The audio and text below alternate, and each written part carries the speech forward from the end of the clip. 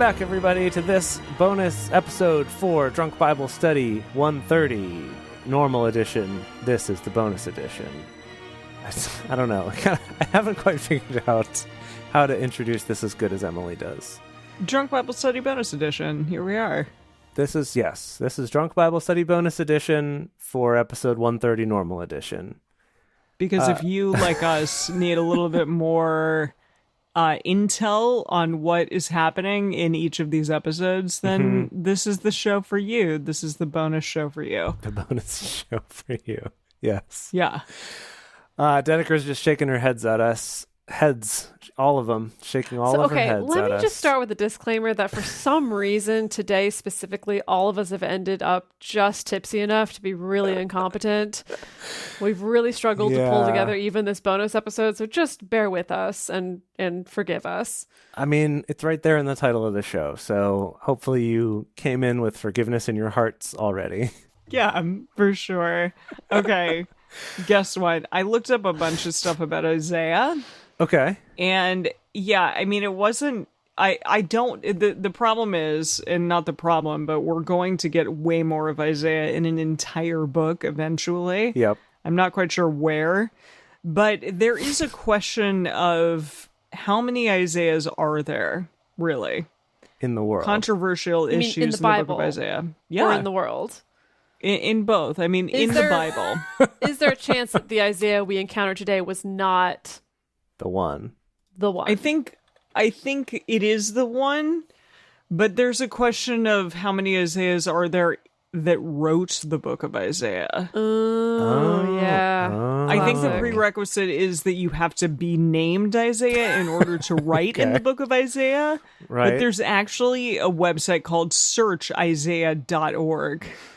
All things Isiah. And what's it about? Is it just like searching for quotes from Isiah or like... Well, like a bunch of stuff about compiling the book of Isiah, background to the multiple authorship theory.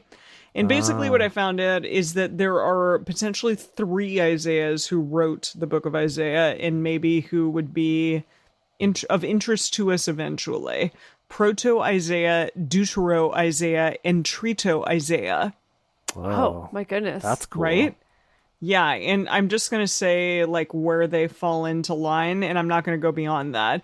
But Proto-Isiah is Israel is partially occupied, Judah is threatened and trying to appease the Assyrians. So that would be this Isaiah. This one is Proto-Isaiah Prime. Proto. Isaiah Prime. Shit. We're getting back into this. That's Isaiah Prime. Okay. Yes. Deutero Isaiah is Israel and the lost 10 tribes have been taken north. Judah is captive in Babylon. And Jace, you alluded to this, so I'm not going to say that it's a spoiler because you alluded to it. Future. Yeah. Yes. But that might be a different Isaiah, is what we're saying? Yeah, Deutero. Oh, that'd be Isaiah 1. Yeah, Deuteronomy Isaiah. And then Trito Isaiah is Judah returns to the land of Israel to rebuild the temple in Jerusalem. Huh. Wow. Okay. Yeah. So basically, I just want to say that Isaiah does show up in the Quran. He appears frequently as a prophet in Islamic sources, such as, Qisas al-Abanir and Tafsir. Okay. I don't know. It just says that he is accepted as a prophet by other Islamic sources and modern scholars, and he basically is the person who predicted the coming of Jesus and Muhammad, although the reference to Muhammad is disputed by other religious scholars. Of course. So, right, I see. Yes. So it's like Dedeker was saying during the episode that if you're a Christian, then Isaiah is taught as prophesying Christ coming. Yes. But if you're a Jew, then he potentially was prophesying either someone in the very near future, like Hezekiah, or not even the near future, like maybe he prophesied that, or a Messiah that's yet to come. There you go. And then in Islam, apparently he also prophesied Muhammad. So that's interesting. Yeah. Yes. I guess that's the thing with prophecies, right? They're always just vague enough that it kind of depends where you come down on whether they've been satisfied or not. Exactly. I mean, I will never be satisfied. So and he's played by Lin-Manuel Miranda, so it's There you perfect. go. Perfect. Okay. there you go. perfect. And it says that Isaiah's narrative in Islamic literature can be divided into 3 sections, Oh boy. which okay. are what we just talked about. boy. Got it. The first Okay. establishes Isaiah as a prophet of Israel during the reign of Hezekiah. What is it? Hezekiah. Hezekiah. Yeah. The second relates to Isaiah's actions during the siege of Jerusalem, and the third warns of the nation's coming of doom. So, Okay. Coming of Doom. Yikes. Okay. Gosh. Wow. yeah. Amazing. Wow. So there we go. It's paralleling the Hebrew Bible, Okay. but basically there's a lot of intensity happening Yeah. with this Seems man. that way. Seems that way for sure. Yeah, He's and an he kind of important goes guy. through like a trilogy. He is Lord of the Rings, and right now we're in Fellowship of the Ring for him. Right. But eventually yeah. we're gonna get to Two Towers, and then finally Return of the King. So And all of those will be in the book of Isaiah. good luck. Is what you're saying? Yes, so we're gonna kind of recap what's happening right now. It sounds like in Chronicles we're gonna recap this stuff as well. Yeah. Which is interesting because there was a time at which we recapped a lot these books, right? Yeah. used to kind a of lot of the books would like recap some recap stuff. the previous book. Yeah. You know, the Well- previously on kind of thing. But Isaiah is going to do more of that. Okay. So cool. have fun, everyone. Something to look forward to. Got it. So I did some research on this section where who was it again? Where I don't know. where the Assyrians come and they talk all that smack about Israel. Yes. When it Rob was, Schneider. It was Rob Schneider. Yes. Yeah. Nice. And there Yeah. was that thing where the Israelites, I guess Judahites maybe, because they're the kingdom of Judah at that time, but they come out and they're like, hey, yo, like, why don't you talk to us in Assyrian instead of in the Jews' language is what our translation said, but instead of in Hebrew. And they were like, no, I want everyone to hear.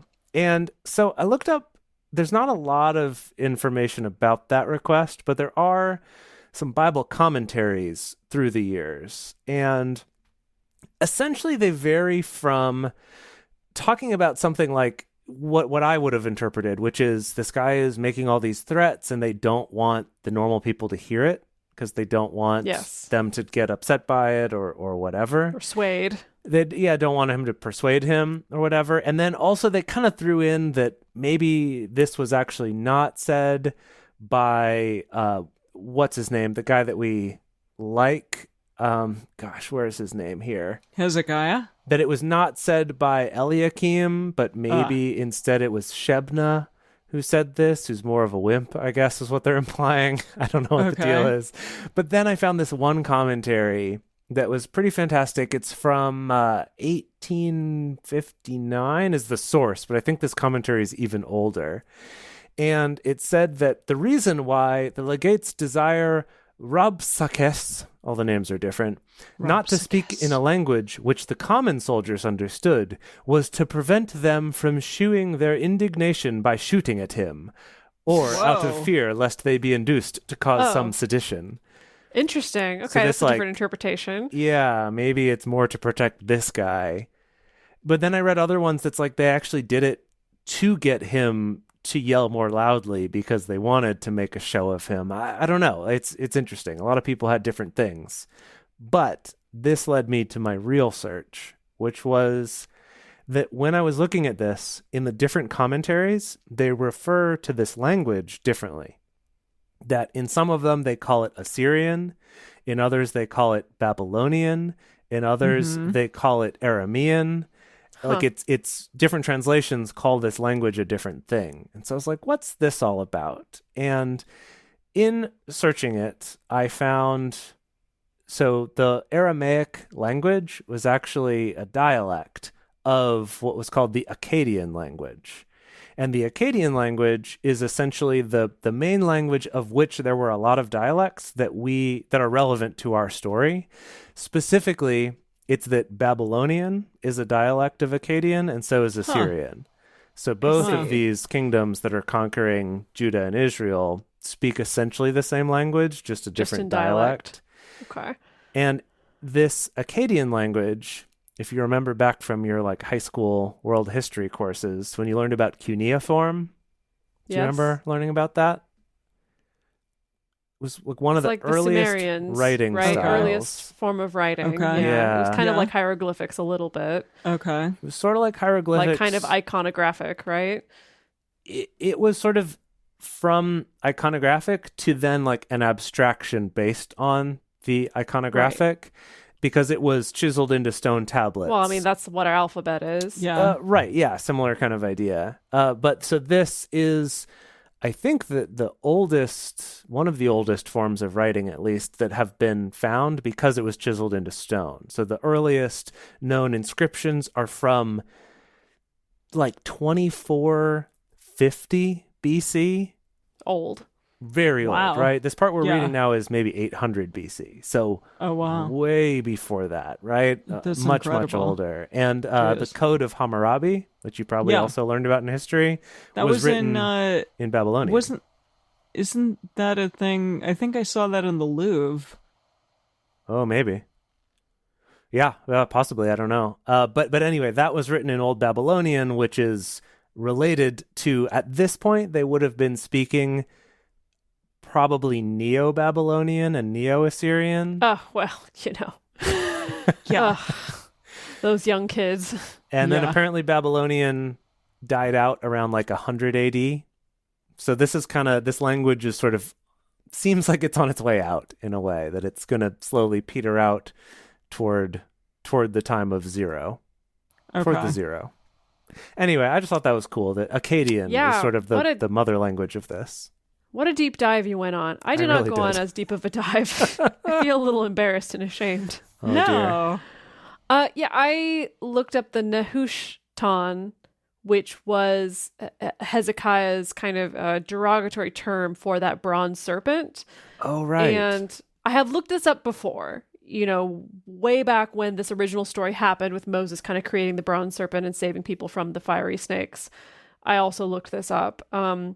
But this time I'm, kind of looking for slightly different things. And what's kind of funny is in the Wikipedia for the term Nehushtan, they talk about alternative translations and they specifically call out Eugene Peterson, who they say, Oh, shit. quote, created a loose paraphrase of the Bible as the message. Wow. I would say that's fairly accurate. I know. Poor baby. So the interesting thing, what I found in some biblical commentary, I guess we were caught a little bit by surprise that Hezekiah takes this sacred object that did save a lot of Israelites and is like, no, destroying it because you're lighting incense to it. And not being sure, ooh, gosh, is Yahweh going to be happy about that or not happy about that? And turns out very happy about that because of the fact that this object had become an idol. Even though it was an object supposedly ordained by Yahweh, or that was a sign of Yahweh's power, that I thought when that people Yahweh started worshiping, had commanded him to make it in the first place. basically, yes, he did. However, this is an interesting talking point, I think, that is still relevant even to like modern day evangelical Christianity, because often there is a lot of talk about how even if we're Christians, we can still idolize certain aspects of the faith, as in kind of put undue importance or attention on certain aspects of it. So, for instance, making a church leader an idol, making a particular pastor an idol, making a particular form of worship an idol. Or there's the very real life examples of, something that shows up a lot in the Catholic faith, which is like, like reliquaries and like sacred objects, icons, totally. or like this is like the finger bones of Saint Eustacio or whatever, and we're going to treat that as super sacred. That at least in Christianity and evangelical Christianity, there's very much this emphasis on like, no, we got to take our emphasis away from that. And case in point, I literally saw on social media among my few Christian friends, kind of some talk from some more progressive Christian leaders saying that like, in 10 years time or 20 years time, we're going to look back at this time in the church and realize like, wow, a lot of people in the church really made an idol out of, let's say, Donald Trump, for instance. Goodness. It kind of had this like misplaced obsession and worship of an object, of a person, rather than their actual faith. So anyway, bronze serpents, Don't worship him. Don't light incense. Don't light incense to Donald Trump, especially, please. If you're doing that, why are you still here? Right. Why are you still listening to this show? Surely we would have offended you away at this point. Yeah, probably. For sure. So that's what I got. Wow. Beautiful. Wow. Well, we are down to the last 2 episodes of this lovely year that has been 2020. And by lovely, I mean what a word for it. Yikos. Yikos. Thank you for sharing this year with us. Thank you for sticking with us. And we're excited to move past Kings, both of those Kings, and move into Chronicles with you. So we'll see you next week for the remaining 2 episodes. See ya.